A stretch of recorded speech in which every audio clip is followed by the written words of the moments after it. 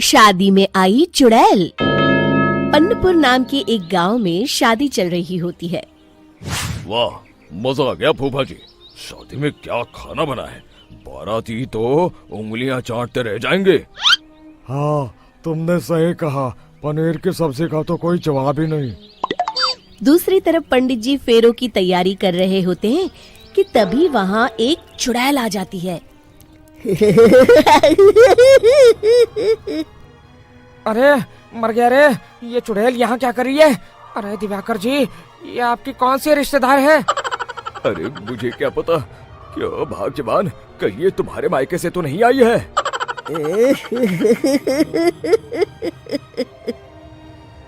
तुम लोगों की इस गांव में बारात लाने की हिम्मत कैसे हुई?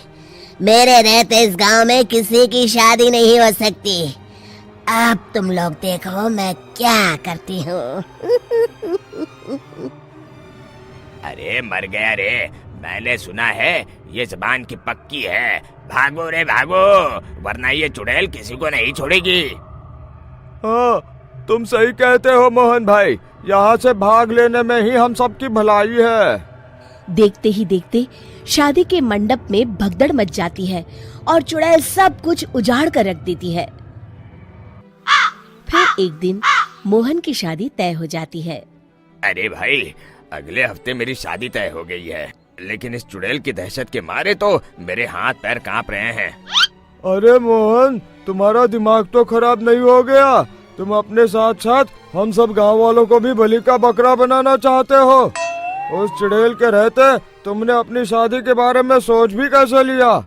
देखो गोपाल, डर तो मुझे भी लग रहा है, लेकिन उस चुड़ैल के डर से मैं जिंदगी भर कुंवारा तो नहीं रह सकता। तभी वहाँ मोहन के होने वाले ससुर आ जाते हैं। अरे ससुर जी आप?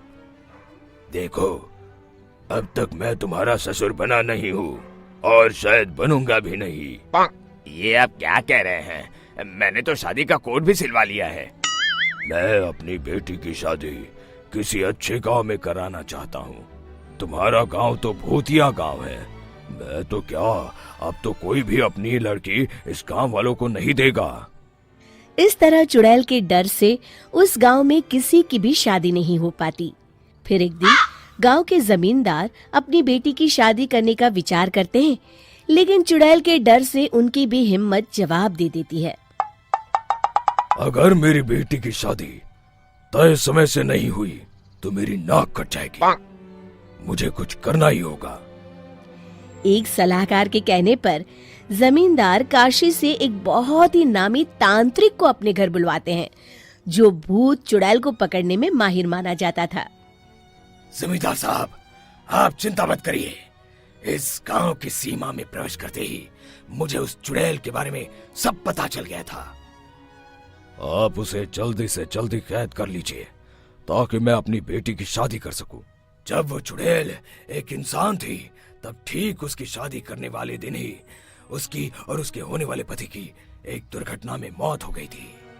उसका होने वाला पति आज भी भूत बनकर जंगल में भटकता है। इसलिए जब तक चुड़ैल की शादी नहीं हो जाएगी, वो किसी और की भी शादी नहीं होने देगी। ये आप क्या कह रहे हैं? अगर वो भूत भी हमारे गांव में आ गया, तब हमारा क्या होगा? ये आदमी बीच में बहुत बोलता है, इसे बाहर निकालो। उसके बाद तांत्रिक बताते हैं कि अगर उस भूत के साथ चुड़ैल की शादी करा दी जाए तो वो चुड़ैल हमेशा हमेशा के लिए उस गांव को छोड़कर चली जाएगी। जमींदार साहब, आप अपनी बेटी की शादी की तैयारी शुरू कर दीजिए। मैं कुछ गांव वालों को अपने साथ लेकर उस भूत को ढूंढने जंगल की ओर जाता हूँ। इस तरह जमींदार निश्चित होकर अपनी बेटी की शादी करवाने लगते हैं, लेकिन तभी वहाँ चुड़ैल आ जाती है। मैंने तुम गांव वालों को समझाया था ना कि इस गांव में कभी कोई शादी नहीं करेगा। लगता है तुम लोग मुझे हल्के में ले रहे हो। चुड़ैल जमींदार की बेटी को उठा लेती है।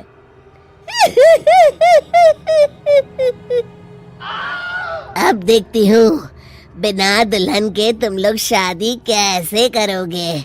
मैं इसे अपने साथ ले जा रही हूँ। छोड़ मुझे, पिताजी, मुझे बचाइए। अरे कोई मेरी बेटी को बचाओ।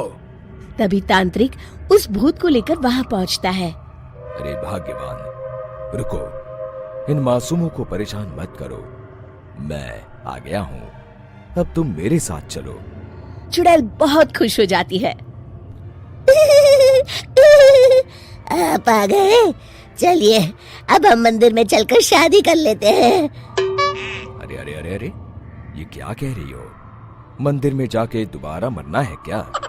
चलो, आज से हम जंगल में रहेंगे। चुड़ैल चली गई, अब मेरी शादी हो जाएगी।